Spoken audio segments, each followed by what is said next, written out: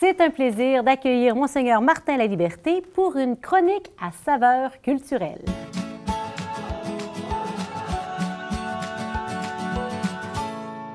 Bonjour, Monseigneur Laliberté.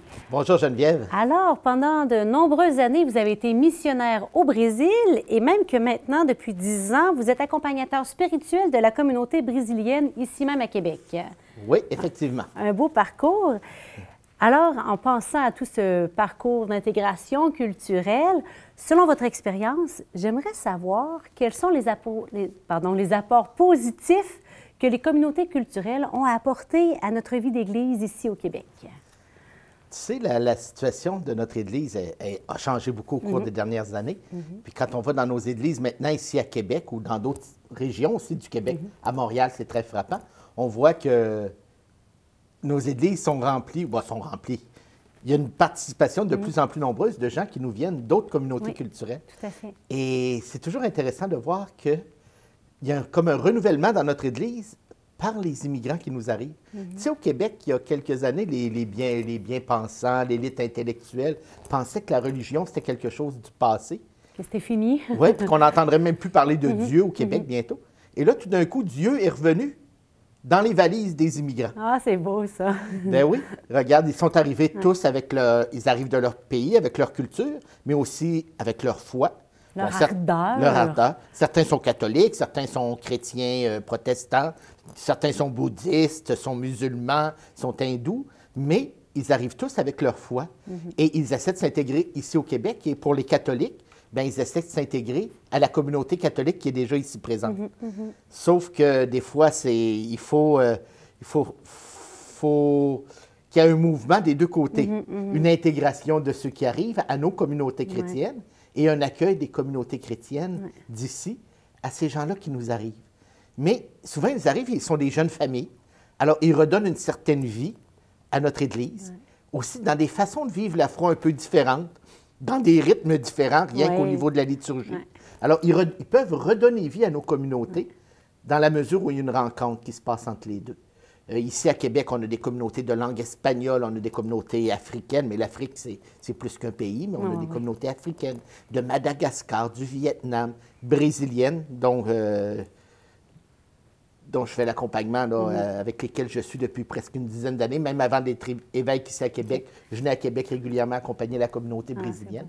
Et c'est un apport. Ce qui est important, c'est que, oui, qu'il y ait des moments où ils se retrouvent entre eux pour vivre leur foi dans leur culture, mais aussi qu'ils puissent s'intégrer à la grande communauté catholique chrétienne de Québec aussi pour, justement, que leur façon de vivre leur foi, leur ardeur, leur joie de vivre, leur touche culturelle aussi, nous aide à aller plus loin dans notre propre foi, redonne un peu de vie et de souffle à notre Église. Ça nous alimente, hein? Ça nous alimente. Moi, j'ai eu l'expérience de vivre dans d'autres pays où la foi est vécue par des catholiques, mais avec une couleur différente. Et ça nous aide aussi des fois à relativiser certaines choses qui pour nous autres sont des acquis. C'est comme ça que ça se fait. Oh, tu vois que non, dans l'Église, tout ne se fait pas pareil partout.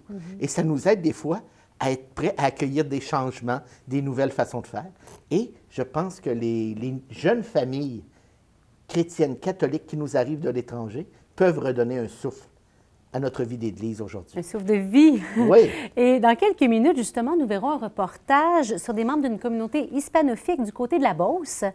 Ça peut sembler surprenant, car c'est le genre de situation qu'on rencontre habituellement plus en ville, dans une situation urbaine. Mais il paraît qu'il y a un nouveau projet qui se développe justement avec cette communauté. Est-ce que vous pouvez nous en parler?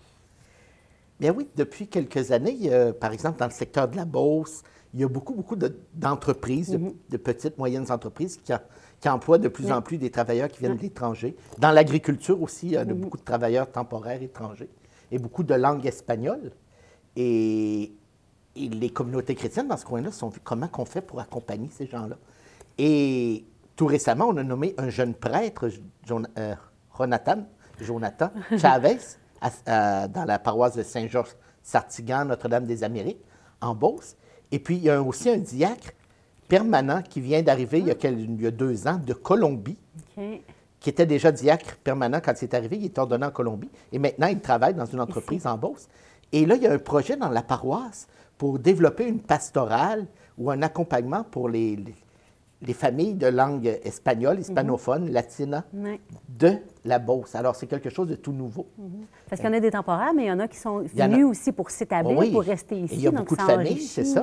Et la si l'Église communauté catholique n'est pas présente pour les accompagner, leur permettre de vivre leur foi, bien là, ils se retrouvent un peu désemparés ou ils peuvent même être tentés d'aller vers d'autres façons de vivre leur foi. Mais l'Église catholique a une responsabilité. Ce sont des membres de notre Église qui sont chez nous. Et puis, comment les accompagner, comment leur permettre de continuer à vivre leur foi. Et aussi leur permettre, par la présence d'une pastorale axée sur leurs particularités culturelles, mais de s'intégrer aussi à notre communauté catholique ici dans le diocèse de Québec. Merci, Monseigneur. Ça nous remonte l'importance de ne pas rester en vase clos chacun dans notre manière de faire, mais d'en venir aussi à une rencontre réelle et profonde. Bien, c'est ce qu'est l'Église. L'Église, elle est universelle. C'est une fraternité entre nous. Il n'y a plus de Juifs, ni de Grecs, ni d'esclaves, ni d'hommes libres. Tous nous formons l'Église et on peut s'enrichir. Et l'expérience du Christ vécue par l'autre peut enrichir ma propre expérience du Christ. Un grand merci. Ben, ça me fait plaisir. À bientôt. À bientôt.